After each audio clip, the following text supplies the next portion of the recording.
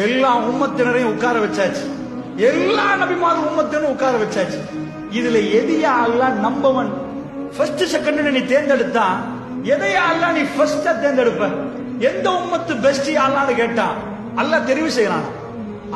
நூஹ் நபி உம்மத்து, இப்ராஹிம் நபி எல்லாரையும் வச்சாச்சு.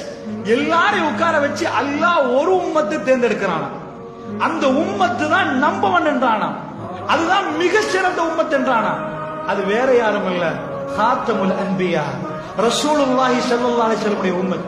குன்தும் கைர உம்மத்தி, அல்லாஹ் சொல்ற நீங்க தான் சிறந்த சமுதாயம். வந்த சமுதாயம் உக்ரிஜத் லின்னாஸ், மனிதர்கள் வெளியாக்கப்பட்ட சமுதாயங்களில் மிக சிறந்தவர்கள் குன்தும், நீங்க தான் என்கிறான் அல்லாஹ் ரசூலுல்லாஹ்வுடைய உம்மத்தை பார்த்து.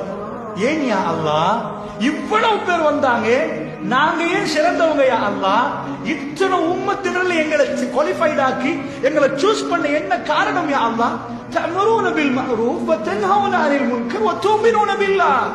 நன்மையை ஏவுறீங்க, தீமையை தடுக்கிறீங்க, கண்ணும் காணாத மாதிரி நீங்க போகல, பிள்ளைன்னா நிக்கிறீங்க, சரி என்றா சொல்லி கொடுக்கறீங்க, இதுதான் நீங்க சொல்றீங்க.